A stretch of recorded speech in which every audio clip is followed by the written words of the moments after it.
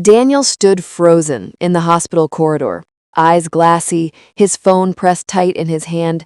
The doctor's voicemail echoed in his ears, every word heavy with a weight he couldn't escape. Her condition is unstable. We need your permission immediately.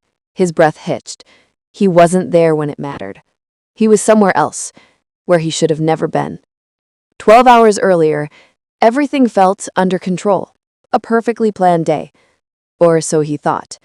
He never imagined one call could unravel everything. Before we dive in, take a second to hit that subscribe button. It helps more than you know. And while you're here, tell us in the comments, where in the world are you watching from? Because what you're about to hear might leave you speechless. He thought she'd never find out, but fate had other plans. Daniel Robertson was the kind of man people liked instantly. At 34, he was charming, easy with words, and wore confidence like a tailored suit. A recent promotion had crowned him a senior consultant at a fast-growing tech firm, and nothing, it seemed, could slow his climb. Except at home, something quietly was. Julia, his wife of 5 years, was 32 and glowing with a calm resilience. A high school English teacher known for her warmth, she was also 9 months pregnant with their first child, a miracle baby they had long prayed for. Their journey hadn't been easy. Doctor visits, IVF cycles, loss. But Julia never lost faith. She wrote tiny notes for the baby, slid them into a box labeled, "For someday." While she folded tiny onesies and organized their hospital bag for the third time, Daniel was scrolling, not through stroller reviews or baby name sites, but through steamy messages from Kara, his mistress. He'd been working late, more often, distant over dinner. Julia noticed, but chose silence. She believed in him, in them. She left a note on his nightstand that evening. "I can't wait to start our forever." Down the hall, Daniel sent this instead. "Can't stop thinking about last night." Love was in the house, but so was a lie. The contraction started just after sunrise. Julia clutched her belly, breath hitching as another wave of pain rolled in. It wasn't supposed to happen today. Her due date was still a week away. But something in her body, or maybe in the universe, decided otherwise. She called Daniel. Straight to voicemail. Again. No answer. Panicked, she called her sister Monica, who lived 10 minutes away. And in less than 20, they were rushing towards St. Vincent's Hospital, Julia's hands trembling around her phone as she kept redialing. Daniel, meanwhile, was lying on crisp hotel sheets, a half-finished glass of champagne on the nightstand, and Kara's lips on his neck. "You should turn that off," she whispered as his phone buzzed for what felt like the 4th time. "It's just work," he muttered, flipping its screen down. He never even glanced at Julia, the name. In room 207 of the maternity unit, nurses swarmed. Julia was now 8 centimeters dilated. The baby's heart rate was erratic. Monica stood by her side, trying not to panic. Then came the words no mother wants to hear. "We're seeing signs of fetal distress. We need to perform a C-section, but her husband needs to authorize it. We've been trying to reach him." Julia weakly gripped the edges of the bed, her face soaked in sweat. She felt cold, alone, disappointed. The doctor stepped outside into the hallway, frustration tightening her voice as she dialed again. Daniel's phone flashed once more. One missed call, voicemail waiting. It wasn't work. It was the call that should have changed everything. But he still didn't answer, because in his mind, he had time. He thought this was just another close call. He didn't know this was the moment everything would collapse. Daniel's phone buzzed again. This time, he picked it up, ready to silence it once and for all. But his hand froze when he saw the screen. St. Vincent's Hospital. He stared at it for half a second too long before answering.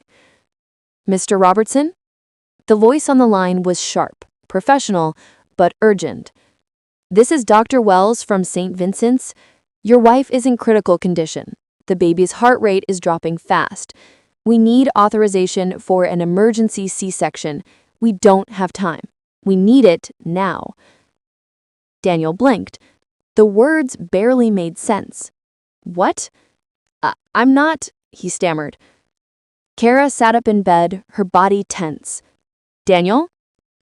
She didn't answer her. The phone stayed pressed against his ear as the doctor's words echoed again, firmer this time. "Sir, your wife and unborn child are both at risk. If we don't act, we could lose them." Kara's voice pierced again. "Daniel, what's going on?" He suddenly stood. "She's in labor. Something's wrong. I have to go." "You're not serious." Kara wrapped the sheet around herself, disbelief on her face.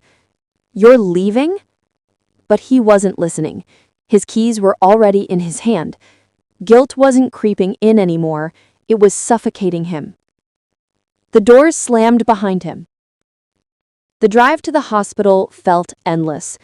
Rain hit the windshield like small bullets. The doctor's voice played in his mind like a broken record. "Both at risk. We could lose them." Each red light felt like an accusation. Every second, a punishment.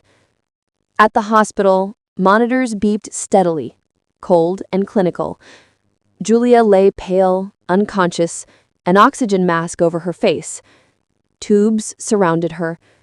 Her body, once full of hope, now looked fragile. Nurses prepared the surgical room. Outside, Daniel walked in, his face white with shock. This wasn't just his moment of reckoning. It was the moment everything irreversibly began to unravel. Julia opened her eyes slowly. The first thing she saw was a blanket of soft light above her hospital bed, and then the gentle coo of a newborn tucked against her chest. A girl. Hope. Tiny fingers gripped hers instinctively, as if already trying to hold her steady. Across the room, Monica stood watch. Her relief shifted instantly to steel when the door creaked open and Daniel stepped in. He looked wrecked, shirt wrinkled, face drawn, soul empty. Monica's eyes narrowed. "Where were you?" Daniel didn't answer. He simply moved closer, stopping short of the bed. Julia looked up at him, her face unreadable. There were no tears, no raised voices, just too much silence.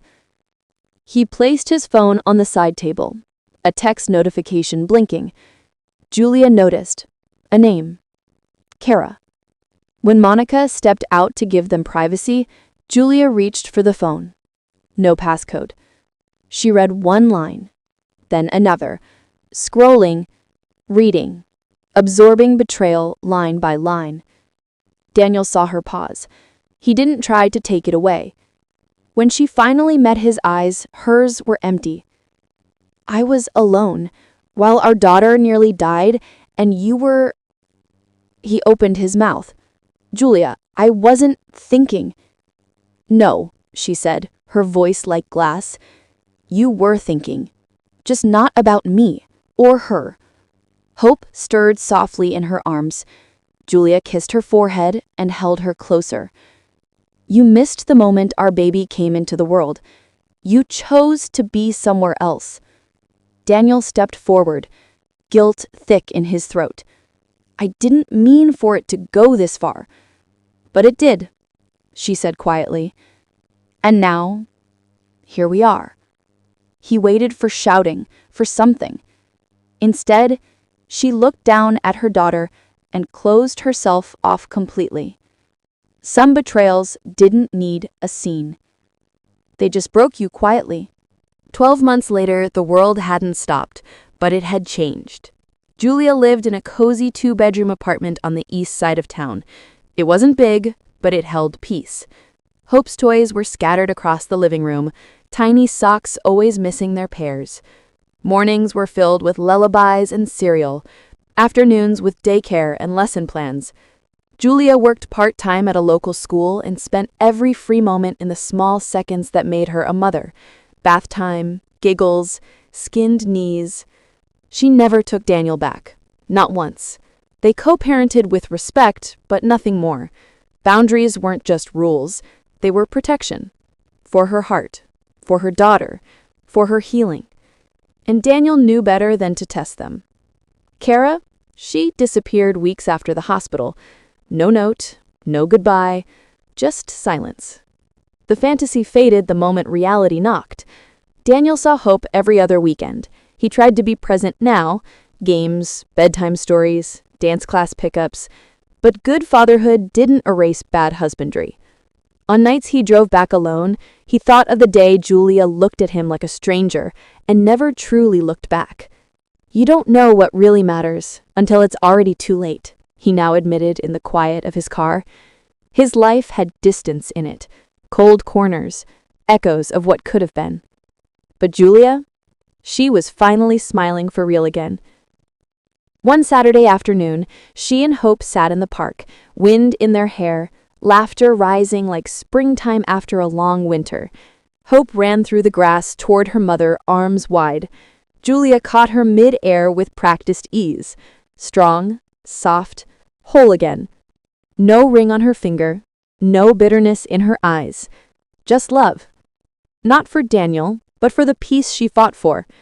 The kind of peace that comes after the storm.